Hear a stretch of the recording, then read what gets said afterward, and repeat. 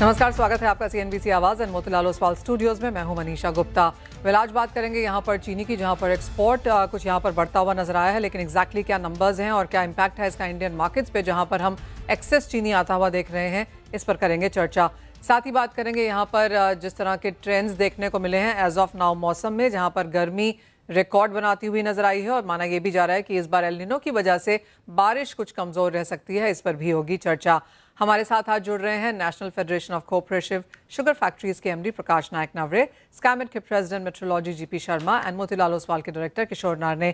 किशोर, पहले मार्केट्स की बात कर लेते हैं और जिस तरह से क्रूड ऑयल में कल गिरावट देखने को मिली, आज एक स्ट्रॉन्ग रिबाउंड फिर से बनता हुआ नजर आया है। काफी सारी कॉन्ट्रडिक्टिंग स्टेटमेंट्स हैं सब तरफ से यहाँ पर आती हुई, लेकिन एट दीज करंट लेवल जहां पर $100 अ बैरल होल्ड कर रहा है, आपकी क्या सेंस है? मनीषा, यहाँ पे I think lot of headline impact है। सो न्यूज़ कैसे इवॉल्व होता है, I think most of the movements उस हिसाब से चलेगा। At this point of time I think one of the thing markets are looking at is that कि जो जो ट्रैफिक है in strait of Hormuz slightly improve हुआ है, कि जो दिन में 1-2 वेसल्स जा रहे थे, अभी इट्स बीन रिपोर्टेड दैट कि less than 10 vessels, almost like 6-7 vessels pass हुआ है। Some of the friendly nations का पास करने दे रहे हैं, तो but still it's not open, but it is not completely shut. So I think that's I think एक राहत दे सकता है। एंड ग्लोबली जो है, जो हम WTI ट्रेड करते हैं, बिकॉज G7 नेशंस ने स्ट्रेटेजिक रिजर्व से जो क्रूड रिलीज करने के लिए अनाउंस किया था, I think that is also keeping a lid. But अगर 105 क्रॉस करते हैं, 105 इज ए टिपिकल ब्रेंट का जो है रेसिस्टेंस है। अगर अगेन WTI का अगर देखें तो 98.5 102 is the resistance level. I think वो फिलहाल के लिए होल्ड करते हुए नजर आ रहा है। काफी हद तक एक रेंज बाउंड मार्केट, 2 से 3% का रेंज बाउंड मार्केट एंटिसिपेट कर सकते हैं। बहुत बड़ा until unless the development changes, situation changes, बहुत बड़ा मूवमेंट मैं एंटिसिपेट नहीं कर रहा हूँ। हम्म किशोर, जिस तरह की मुनाफा वसूली लगातार यहाँ पर गोल्ड में है और जो रीटेस्ट करता हुआ नजर आया है बार बार $5,000 अनाउंस ऑन चार्ट्स, वो कैसा दिखता है? I think see thing is that कि डाउन साइड में क्या है। सो डाउन साइड में मेरे हिसाब से 92 के नीचे WTI नहीं लग रहा है। Again that is close to around $4 from here. So अगर आपको सिग्निफिकेंट डाउन साइड के लिए पूरी तरीके से स्ट्रेट ऑफ हॉर्मुज का जो सिक्योरिटी सिचुएशन है उसको नॉर्मलाइज होते हुए दिखना चाहिए, तभी आपको सिग्निफिकेंट डाउनसाइड करेक्शन आएंगे। But again we will not go back to $60-65 levels, because कि मोस्ट ऑफ द डिसरप्शंस हुआ है। One is the storage facilities पे डिसरप्शंस हुआ है, वहां पे अटैक्स हुआ है। सो वो इधर UAE का स्टोरेज फैसिलिटीज हो, कतर का हो, और इवन ईरानियन सप्लाईज के लिए भी प्रॉब्लम है। Then some of the wells, especially the natural gas wells है, कतारी नेचुरल गैस वेल्स डीप्रेशराइज हुआ है, उसको अगेन रिकमीशन करने के लिए समय लगेगा। Most of the oil wells जो है डिकमीशन किया है, उसको रिकमीशन करने के लिए समय लगेगा। It will take, even once the operations normalize, it will take 2 to 3 months। तो आई थिंक ओवरऑल 3 महीने का आसपास तक आपको जो डाउन साइड है वो $90-92 का जो WTI है उसके नीचे जाते हुए मुझे ज्यादा दिख नहीं रहा है। गोल्ड अब यहाँ पर कैसे देखेंगे किशोर, क्योंकि गोल्ड में भी हमने देखा है कि $5,000 अनाउंस अब बार बार टूटता हुआ नजर आया है यहाँ पर। सो गोल्ड में जो है, it's basically currency play. I think हम लोग पिछले 1-2 साल से हम डिस्कस करते हुए आ रहे हैं कि gold is no more a commodity, ये करेंसी बन चुका है। तो अभी इसको करेंसी जैसा देखना पड़ेगा। सो अभी now as a currency it is pairing with इधर यूरो और पेयरिंग विद डॉलर और पेयरिंग विद अदर करेंसीज। आप जो करेंसी में आप इसको मापना चाहते हैं तो वो करेंसी के हिसाब से। So as of now if because the price हम जो देख रहे हैं वो डॉलर प्राइस है, इसका मतलब जो है आप जो डॉलर गोल्ड का जो प्राइस है, सो डॉलर इतना शार्पली अप्रिशिएट हुआ है because dollar becomes the immediate safe haven whenever आपको जो शॉर्ट टर्म जो शॉक्स आते हैं, इसको शॉक अब्सॉर्ब करने के लिए most of the fund managers and across the world go back to cash.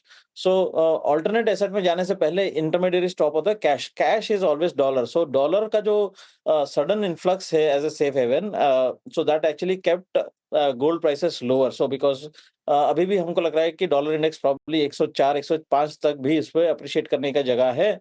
तो मेरे हिसाब से 1 से 2 महीना, मतलब कम से कम, जो मैं पहले भी बोला था कि मई जून तक इसको बॉटम आउट होते हुए एंड मे बी नया रैली शुरू नहीं होगा. साइकोलॉजिकल सपोर्ट है अराउंड $5,000 लेवल. इसके नीचे एक्चुअल टेक्निकल सपोर्ट आएगा 4850 के आसपास.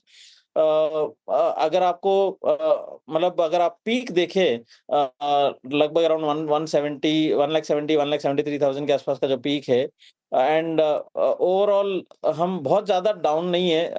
156 158 का जो प्राइस है, 15 to 20,000 rupees plus minus, it's what you can expect. उससे ज्यादा बहुत बड़ा मूव यहाँ पे भी आशंका नहीं है. फिलहाल के लिए 4,850 $5,000 लेवल से दोनों होल्ड करते हुए नजर आ रहा है. मेटल्स पर भी एक राय लेना चाहेंगे, जहां पर बाकी सब जगह मुनाफा वसूली है. एल्यूमिनियम होल्ड कर रहा है, पर एल्यूमिनियम भी यहां पर $3,500 टन के आसपास कुछ रेजिस्टेंस दिखा रहा है अब. सो आई थिंक थोड़ा बहुत जो है फटीग है मार्केट में, स्पेशली एल्यूमिनियम मार्केट में, बिकॉज जो इनिशियल शॉक से, specially power and energy related shock से, वो डिस्काउंट हो चुका है. मार्केट अभी वेट कर रहा है कि हालांकि ये जो ऑलमोस्ट अभी 18 दिन हो गया है, अगर एक महीना और इसके ऊपर अगर जो पर्शियन गल्फ का जो वॉर है वो एक्सटेंड होता है, उसका ग्लोबल जीडीपी के ऊपर कितना इम्पैक्ट है. I think yesterday day before IMF का चीफ इकोनॉमिस्ट भी आके शी वाज टेलिंग दैट रफली अराउंड 60 बिप्स के आसपास का ग्लोबल जीडीपी पे इम्पैक्ट हो सकता है crude oil prices and overall disruption in shipping and trade को लेकर.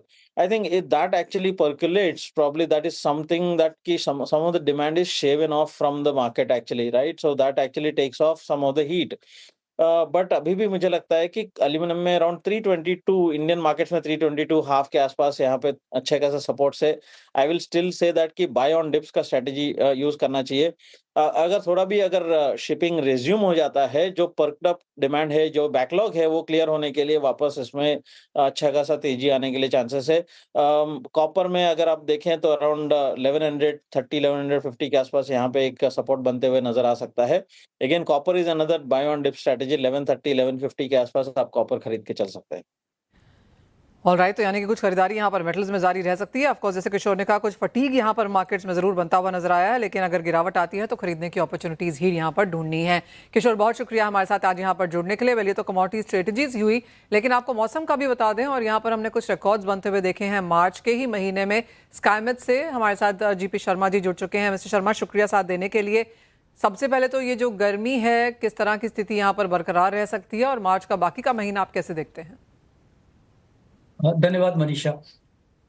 जो पहला हाफ मार्च का जो हुआ है, उसमें चिंता का विषय था काफी लोगों के लिए, आम लोगों के लिए भी, खेती बाड़ी के संदर्भ में भी, और वैसे भी, क्यों गर्मी एकदम से बहुत ज्यादा और बहुत सारे क्षेत्रों में हुई, इंक्लूडिंग नॉर्थ की बात करें, सेंट्रल इंडिया की बात करें, दक्षिण भारत की भी बात करें, सभी जगह एक साथ तापमान में बहुत ज्यादा बढ़ोतरी हो गई थी. और बहुत ज्यादा तो आपने देखा होगा, हीट वेव की कंडीशंस भी, गुजरात में तो हीट वेव कंडीशन काफी देर तक बनी रही. इवन मुंबई में इतनी जल्दी तापमान 40 डिग्री नहीं पहुंचता है, पर इस बार पहुंचा. और पहले 10 दिन तो मार्च के बहुत ज्यादा गर्म रहे हैं, हीट वेव कंडीशन रही है मुंबई में. राहत की बात सिर्फ ये है कि अभी मौसम में बदलाव शुरू भी हो गया है और देखने को मिलेगा. कम से कम अगला हफ्ता 10 दिन में तो ये बदलाव जारी रहेगा, जिसके चलते देश के अलग-अलग भागों में वर्षा भी होगी. जैसे पहाड़ी भागों में आपने देखा होगा, क्षेत्रों में पिछले 2 दिन से काफी अच्छा स्नोफॉल हुआ है, विशेषकर हिमाचल प्रदेश में. Tourist are stranded now, actually it's a difficult situation now. मैदानी भागों में बारिश हुई है, और अभी 2 दिन का समय दीजिए और अच्छी बारिश होने वाली है. मैदानी भागों में भी 19-20 के आसपास अच्छी बारिश, और इसी तरह देश के बाकी भागों में भी जो हीट वेव की कंडीशंस बनी थी काफी जगह, वो ईज आउट हो गई है. अभी किसी भी जगह हीट वेव नहीं है. कुछ एक क्षेत्रों में विदर्भ की बात करें तो एक आध 2-3 जगहों में, जैसे वाशिम, वर्धा, अमरावती, उसके आसपास 40 डिग्री के आसपास का तापमान है, ओके। लेकिन वो भी ईज आउट हो जाएगा। इस जी। बार बाकी की गर्मी कैसी देखने को मिल सकती है? ये तो अगले हफ्ते 10 दिन की बात हुई, बाकी के मार्च की, लेकिन अप्रैल मई जून जब तक यहाँ पर बारिश नहीं होती, किस तरह की सेंस यहाँ बन रही है? या बिल्कुल, ये राहत की बात जो मैंने की है, इसका मतलब ये नहीं, कतई नहीं, कि आने वाले दिनों में भी ऐसा ही मौसम बना रहेगा और ऐसी राहत मिलती रहेगी। गर्मी जरूर सामान्य से ज्यादा देखने को जरूर मिलेगी। वो रीज़न उसका, जैसे आपने भी थोड़ा-सा उसका मेंशन किया कि एल नीनो की कंडीशंस बन रही हैं, उसके चलते जो विशेषकर हमारा अप्रैल मिडल से लेके जो मई तक का महीना होता है पूरा, उसमें हीट वेव कंडीशन ज़्यादा ज़ोर उस समय रहता है। वो तो बनेगी, हीट वेव कंडीशंस फ्रीक्वेंट भी होंगी, उसकी ड्यूरेशन भी ज़्यादा होनी चाहिए और काफ़ी सारे क्षेत्रों में हमें एक साथ देखने को मिलेगी और विशेषकर देश के जो भीतरी भाग हैं, जो महाराष्ट्र समेत गुजरात, महाराष्ट्र, उड़ीसा समेत इन सभी क्षेत्रों में हीट वेव कंडीशन की जो इंटेंसिटी है वो सामान्य से ज़्यादा ज़रूर देखने को मिलेगी। हाँ, मार्च के महीने में जो अनयूजुअल सी एक परिस्थितियाँ बन गई थी, उससे राहत ज़रूर रहेगी जारी और पूरे मार्च के महीने में मुझे नहीं लगता कि अब दोबारा से उस तरह की हीट जो डेवलप हो गई थी पहले, दोबारा इस मार्च में अभी तक हो। एक्चुअली स्थिति बेहतर होती जाएगी और सभी जगह करीब-करीब सभी पॉकेट्स में अगले 4, 5, 6, 7 दिन तक भी तापमान में हल्की सी गिरावट ही आएगी, तापमान बढ़ेंगे नहीं। पहली बार दिल्ली का तापमान 1 सप्ताह बाद लगभग मिनिमम तापमान सामान्य से थोड़ा-सा, चाहे हल्का सा ही है, लेकिन पहली बार सामान्य से थोड़ा कम हुआ है। इसी तरह देश के बाकी भागों में भी ऐसी स्थिति बनी है, लेकिन आने वाले दिनों में हमें गर्मी का इंतज़ार तो रहेगा। जी। मिस्टर शर्मा, बहुत शुक्रिया साथ जुड़ने के लिए। तो क्लियरली फर्स्ट हाफ मार्च से सेकंड हाफ मार्च यहाँ पर बेहतर रह सकता है, लेकिन हीट वेव की कंडीशंस फ्रीक्वेंट लॉन्गर ड्यूरेशंस यहाँ पर अप्रैल मई जून के महीने में देखने को मिल सकते हैं। ऑफ कोर्स मिस्टर शर्मा से फिर से यहाँ पर बात होगी कि मॉनसून यहाँ पर एल नीनो की वजह से कैसा नजर आता है, लेकिन एज ऑफ नाउ बाकी का मार्च यहाँ पर बेहतर रह सकता है। हमारे साथ अब national federation of corporation sugar factories के एमडी प्रकाश नागनवरे हैं। प्रकाश जी नमस्कार, शुक्रिया साथ रहने के लिए। पहले तो मौसम पर आपका क्या रिएक्शन है और क्या लगता है आपको फिर इसका इम्पैक्ट एग्रीकल्चर पर? मौसम से तो मैं काफी डर रहा हूँ, क्योंकि सारे जो एस्टिमेट्स आ रहे हैं, starting with Korea, then followed by US, now Australia. Skymet की बात आपने की, मैं सुन रहा था। ये एल निनो से हम डर रहे हैं। एल निनो का आने की काफी गुंजाइश है।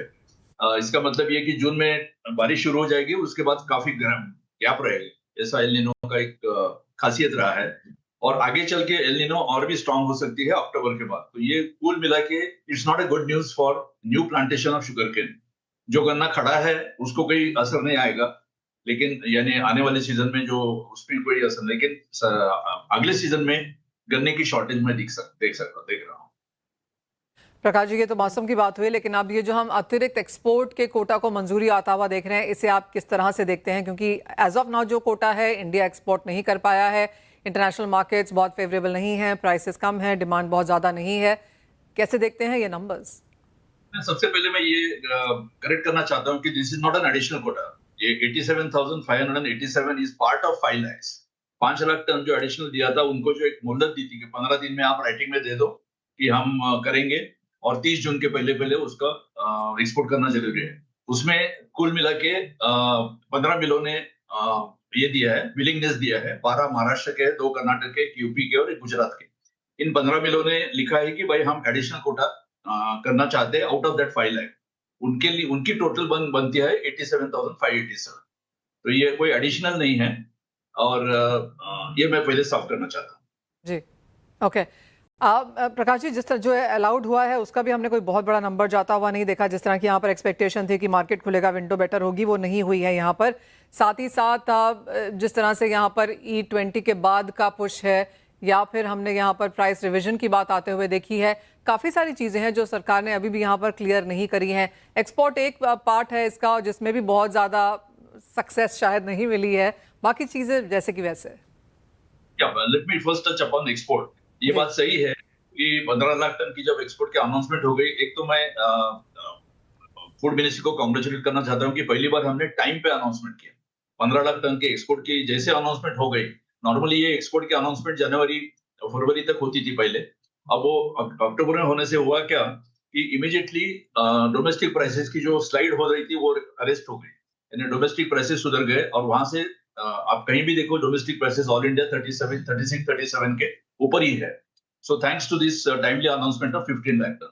हाँ, ये बात सही है कि इंटरनेशनल प्राइसेस पैरिटी नहीं हो रही है, और हमारा जो अंदाजा था कि जो अपॉर्चुनिटी होती है हमें अप्रैल ब्राजील सीजन शुरू होने के पहले, पर like February March and April, जनवरी फरवरी मार्च अप्रैल, इसमें एक एक्सपोर्ट विंडो अपॉर्चुनिटी हम देखते थे, वो इस साल नहीं रहा, क्योंकि ब्राजील ने अपना वो फॉरवर्ड ट्रेडिंग करके रखा था वो 3 महीने के लिए, और इसकी वजह से हमें वो अपॉर्चुनिटी नहीं मिली। लेकिन हैविंग सेड दैट, ये जो ईरान का जो वॉर शुरू हुआ है उससे थोड़ी सी गुंजाइश आ रही है। इंटरनेशनल मार्केट जो बिल्कुल ही डाउन था उसमें सुधार आया है, क्योंकि क्रूड ऑयल प्राइसेस $100 पर बैरल की इर्द गिर्द में है, और उसकी वजह से हम ये देख रहे हैं कि ब्राजील शायद ज्यादा गन्ना इथेनॉल की तरफ इस्तेमाल कर सकते हैं। इसके जरिए उतनी चीनी उनकी वर्ल्ड मार्केट में कमा सकती है, तो इंडिया के लिए थोड़ा सा अपॉर्चुनिटी विंडो है बिकॉज ऑफ द वॉर, और देखते हैं आगे चल के। लेकिन मुझे मनीषा जी एक दिक्कत उसमें दिख रही है कि खाम इसमें टाइम लिमिट डाल के रखा है, यानी अभी ये भी 87,587 has to be exported before June. Why you have the 15 lakh tons validity till 30th September, तो इसको भी 30th September तक क्यों नहीं खुला रखा? Okay. तो वो खुला रखने से क्या होगा कि जो पोर्ट बेस्ड स्टेट्स है, महाराष्ट्र, कर्नाटक, तो इसकी क्या एक्सटेंशन आ सकती है प्रकाश जी, या फिर ये टाइम लिमिट ही है, टाइम बाउंड ही है? ठीक, नो प्रॉब्लम। ये किसके एक्सटेंशन की बात कर रहे हैं आप? शुगर एक्सपोर्ट का जो आपने बोला टाइम लिमिट दिया हुआ है, क्या आप देखते हैं उसकी एक्सटेंशन आता हुआ या नहीं? हमने तो एफर्ट शुरू किया है कि ये आपने पाबंदी लगाई वो हटा दीजिए, और 30 सितंबर तक लोगों को एक्सपोर्ट कर दे। जैसे जैसे एक्सपोर्ट पैरिटी आएगी अपने आप लोग एक्सपोर्ट करेंगे। ये हमारा सोच है। Point taken. प्रकाश जी बहुत शुक्रिया आज हमारे साथ यहाँ पर जुड़ने के लिए और बताने के लिए एक्सपोर्ट के नंबर्स, वो क्लैरिटी भी ऑफ कोर्स यहाँ पर प्रदान करने के लिए। और जैसे आपने कहा कि कोशिश जारी है कि यहाँ पर एक्सटेंशन मिले एक्सपोर्ट्स को, क्योंकि एज ऑफ नाउ यहाँ पर पैरिटी नहीं है। ब्राजील ने अच्छे से खेला है यहाँ पर मार्केट्स में, हेज किया है, तो फिर उसका भी एक फायदा उनको मिला और हमें नहीं। फिर इसी के साथ एक ब्रेक। CNBC आवाज and India bonds present bond street. नमस्कार। बॉन्ड स्ट्रीट में अगर आज हम मार्केट्स देखें तो सरकारी बॉन्ड्स में यहाँ पर थोड़ी सी गिरावट देखने को मिली है। स्टेट बॉन्ड्स की सप्लाई बढ़ने की वजह से यहाँ पर प्रेशर है। आपको याद दिला दें कि 21 राज्यों का 584 बिलियन जुटाने का आज का यहाँ पर लक्ष्य है। पहले ये लक्ष्य 438 बिलियन का था फर्स्ट क्वार्टर में मार्च तक, लेकिन ये नंबर बढ़ा है और इसी वजह से हमने देखा कि ट्रेडर्स ने यहाँ पर आज के लिए अग्रेसिव पोजीशंस नहीं ली। साथ ही साथ आरबीआई के 1.5 ट्रिलियन वीआरआर की गिरावट भी, वीआरआर की वजह से भी हमने यहाँ पर गिरावट सीमित होते हुए देखी है। इंटरेस्टिंगली जो लॉन्ग टर्म स्टेट बॉन्ड्स हैं यहाँ पर काफ़ी हद तक इंटरेस्ट है। ये बॉन्ड्स इंश्योरेंस और पेंशन फंड्स की मजबूत मांग की वजह से काफ़ी हद तक डिमांड में रहे हैं। आपको ये भी बता दें कि यहाँ पर जो 3 बड़े नाम हैं जो यहाँ पर बाजार में थे, वहाँ पर उन्होंने कितना जुटाया है। तो नाबार्ड से शुरुआत करें तो 7.44% का उन्होंने कूपन रेट तय किया है। 17 जुलाई 2029 को इस बॉन्ड की मैच्योरिटी होगी। नाबार्ड को 72.65 बिलियन की यहाँ पर इशुएंसेस मिली हैं। 80 बिलियन इनका यहाँ पर टारगेट था। दूसरा बड़ा नाम यहाँ पर एक्सिम बैंक का है, जहाँ पर 7.23% का कूपन रेट तय किया गया था। इसकी मैच्योरिटी 18 मार्च 2031 की होगी। एक्सिम बैंक ने भी बॉन्ड्स में 40 बिलियन यहाँ पर जुटाए हैं। एंड फाइनली वेदांता ने नॉन कन्वर्टेबल कॉर्पोरेट डिबेंचर्स के जरिए यहाँ पर 25.7 बिलियन जुटाए हैं। वेदांता ने एनसीडीज का कूपन रेट 8.95% पर तय किया है। CNBC आवाज and India bonds present bond street.